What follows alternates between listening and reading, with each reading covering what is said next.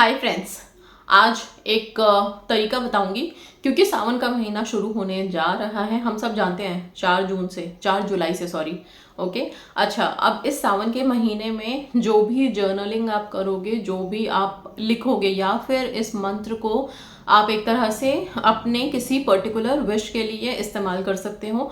काफ़ी इंपॉर्टेंट है, 2 शब्दों का मंत्र है, बट प्लीज़ वेट कीजिए, लास्ट में बताऊंगी। उससे पहले एक इंपॉर्टेंट चीज़ मैं ये बताना चाहती हूँ कि कुछ चीज़ें आप लोगों को कभी इग्नोर नहीं करनी चाहिए। क्या नहीं इग्नोर करनी चाहिए?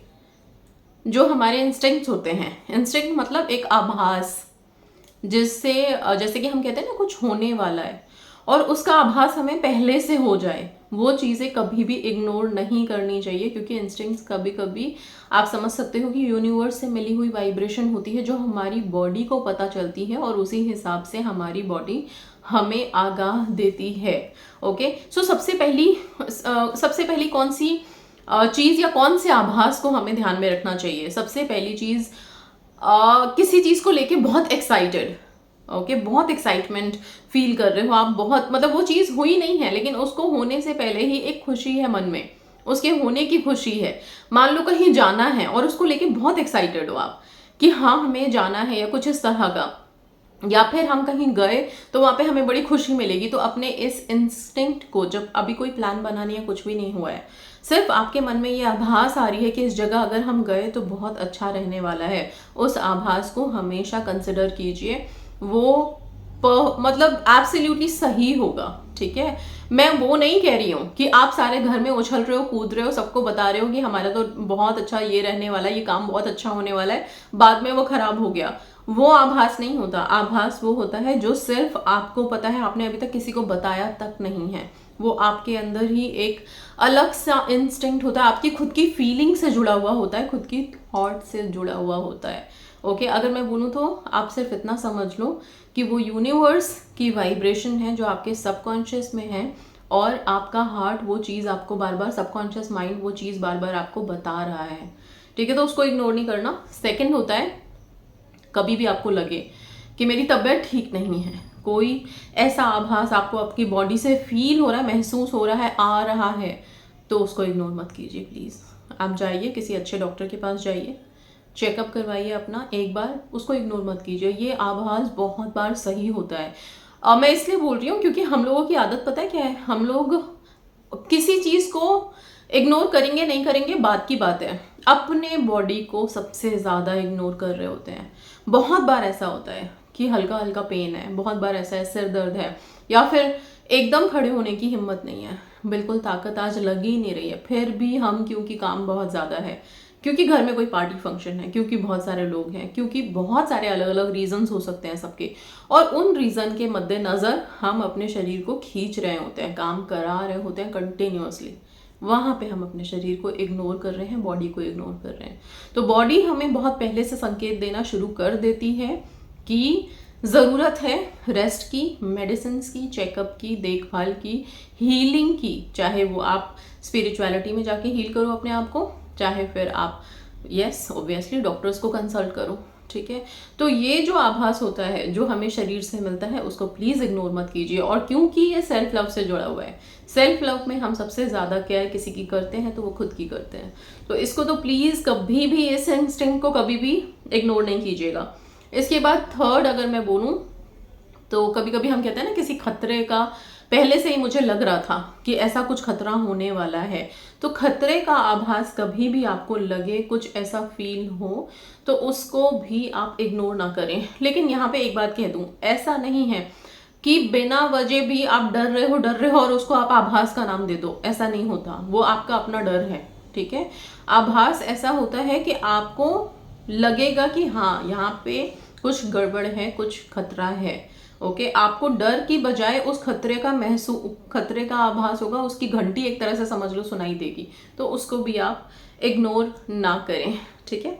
इसके बाद अगर कुछ है तो है जो सबसे इम्पॉर्टेंट है आप लोगों के लिए, कि जो हमारे मन की घंटियां बजने लगती है किसी को देख के, हमारी गट फीलिंग्स बोलती हैं कि यही वो राइट पर्सन है और कोई नहीं, ठीक है। तो उसको भी आप कंसिडरेशन में लें, क्योंकि हो सकता है कि मे बी यूनिवर्स से ही वो वाइब्स आ रही हैं आपको कि आपके अंदर वो फीलिंग जाग रही है कि यही वो मिस्टर राइट है, या फिर यही वो परफेक्ट वन है जिसके साथ मेरे को शादी करनी है या फिर लाइफ में आगे बढ़ना है, तो उसको भी आप कंसिडर करें। ये इंस्टिंक्ट, ये दो जो इंस्टिंक्ट है ना, एक तो अपनी बॉडी के लिए, दूसरा समवन स्पेशल के लिए जब आती है, इन दोनों चीज़ों को तो बिल्कुल भी इग्नोर ना करें। इसके बाद एक और इंस्टिंक्ट होता है जो कि हमारा मन हमें बार बार बताता रहता है, लेकिन दिक्कत क्या है कि हमारे मन पे हमारा दिमाग हावी हो जाता है और उस बात को हम शांत कर देते हैं। वो बात क्या होती है? वो इंस्टिंक्ट होता है कि हम सही हैं, ठीक है, या फिर क्या सही है क्या गलत है। कई बार हम दूसरों से पूछने में लगे होते हैं, मुझे ये काम करना चाहिए क्या, कि नहीं करना चाहिए। सब लोगों से हम राय लेने में लगे हैं, लेकिन कहीं ना कहीं हमें अंदर ही खुद पता है कि हमारे लिए क्या सही है क्या गलत है, क्या करना चाहिए क्या नहीं करना चाहिए, ठीक है। तो सबसे पूछो, सबसे राय मशवरे सब करो, सब लो, लेकिन फिर लास्ट में अपने मन की सुनो, अपने दिमाग से ज़्यादा एक बार अपने मन की सुनो कि आपका मन क्या कहता है। ओके, सो इस चीज़ को ध्यान में रखें, ये बहुत इंपॉर्टेंट है। ये सारे इंस्टिंक्ट को कभी भी इग्नोर ना करें लाइफ में। अब आते हैं हम अपने मंत्रों के ऊपर, जो मैं आपको बता रही थी कि आप अपनी अपनी विशेस के लिए, प्रॉब्लम सॉल्व करने के लिए कैसे अभी से स्क्रिप्टिंग या फिर जर्नलिंग या फिर इस मंत्र की राइटिंग करना शुरू करोगे, ताकि क्योंकि मतलब 2-3 दिनों में ही हमारा सावन का महीना शुरू होने जा रहा है, शंकर जी की कृपा, ठीक है। तो इतने विशाल डिवाइन पावर की कृपा पाने के लिए कौन सा वो 2 मंत्र है, 2 शब्दों का मंत्र है, वो है नमः सिद्धम। इसके बारे में मैंने पहले भी बताया था, लेकिन स्क्रिप्टिंग नहीं बताई थी, अभी मैं आपको स्क्रिप्टिंग बता रही हूँ। पहले जब मैंने बताया था तो उसमें ये बताया था कि आप कहीं जॉब के लिए जा रहे हैं, कोई कोर्ट केस है, कोई पेपर्स हैं जिसमें कि कोई इंपॉर्टेंट काम होना है, उसके पीछे आप नमः सिद्धम लिख दीजिए। या अगर आपकी कोई पर्टिकुलर विश है तो उसको पेपर पे लिख के उसके पीछे नमः सिद्धम लिख दीजिए। अभी मैं यहाँ पे आपको लिखने का काम देने जा रही हूँ, और क्योंकि सावन का महीना जो है ना वो 2 महीनों का हो गया है, क्योंकि बीच में अधिक मास भी ऐड हो गया है, तो 59 डेज का है ऑलमोस्ट, ठीक है। तो जिन लोगों को बहुत श्रद्धा भक्ति है वो पूरे के पूरे 59 डेज इस तरह की स्क्रिप्टिंग कर सकते हैं। जिनको कुछ स्पेसिफिक डेज करने हैं तो कम से कम मिनिमम भी तो 21 डेज करो, क्योंकि हमारा तो यही मानना है कि 21 दिन के बाद चीज़ें अपने आप चेंज होनी शुरू हो जाती हैं, ठीक है। निरंतर हम जिस चीज़ पे फोकस करते हैं वो 21 दिन में अपना, क्या बोलूँ मैं, परिवर्तन शुरू कर देती है, ठीक है। सो अभी आते हैं आपको करना क्या है। आप अपने जर्नल में स्टार्ट कीजिए, प्लेन पेपर्स ले सकते हैं, पेपर में लिखना शुरू कर सकते हो। नमः सिद्धम किस दिन से स्टार्ट करना है, आपको जिस भी दिन से स्टार्ट करना है आप कर सकते हो, कोई इसमें हार्ड एंड फास्ट रूल नहीं है। अभी भी बहुत अच्छे दिन चल रहे हैं, ठीक है। कल बल्कि एकादशी का दिन है, वो भी देवशयनी एकादशी, ओके। तो कल से ही वैसे तो शंकर जी एक्टिव हो जाएंगे, क्योंकि जैसे ही विष्णु जी शयन करते हैं तो हम ये मानते हैं कि विष्णु जी के शयन करने पे, योग निद्रा में जाने के बाद तुरंत सारा का सारा सांसारिक कार्यभार शंकर जी के पास चला जाता है। तो आप कल से भी शुरू कर सकते हो, नहीं तो आप सावन के पहले सोमवार से शुरू कर सकते हो, सावन के पहले दिन से शुरू कर सकते हो, या फिर सोमवार से शुरू कर सकते हो, ठीक है। मतलब जो कमिंग मंडे है उस दिन से शुरू कर सकते हो। तो ये टोटली आपके ऊपर है कि आप कब करना चाहते हो, पॉजिटिविटी के साथ करना है। आपको 108 बार नमः सिद्धम नमः सिद्धम नमः सिद्धम लिखते जाना है, बीच में बनाना है एक सर्कल। आप क्या करना, सबसे पहले अपना जो भी जर्नल या जिस भी पेपर पे आप लिख रहे हो, एक जो भी संकल्प आपने लिया है कि मैं 21 दिन लिखूंगा या फिर मैं पूरे सावन इसकी स्क्रिप्टिंग करूंगी या करूंगा, तो फिर आप क्या करोगे, आप अपने जर्नल में पहले ही इस मंत्र को सुबह मॉर्निंग में उठें, ब्रह्म मुहूर्त अगर आप में कर सकते हो तो बहुत अच्छा है, नहीं कर सकते तो जो आपका मॉर्निंग रूटीन है उठें, नहाएं धोएं, अच्छे से फ्रेश हो जाएं। उसके बाद अपना ये ग्रैटिट्यूड जर्नल या पेपर लें, कहीं शांति में बैठें, 1 से लेके 108 तक की नंबरिंग करें, और कलर कौन सा होगा पेन का, ब्लू कलर होगा। नीलकंठ के इस मंत्र को आप लिखने जा रहे हो तो नीले रंग के से अच्छा कोई रंग ही नहीं है फिर तो, ठीक है। सो नमः सिद्धम नमः सिद्धम नमः सिद्धम, बहुत छोटा सा है, बहुत जल्दी खत्म हो जाएगा, तो कोई ऐसी बात नहीं है। 1 2 3 4 5 6 ऐसे करके 108 तक की नंबरिंग कर लो। इसके बाद बीच में एक सर्कल जरूर बना लेना जिसमें कि आपकी विशेष रहेंगी, 1 2 अनेक, जितनी विशेष लिखनी है उतनी लिखो, और नमः सिद्धम लिखते जाओ।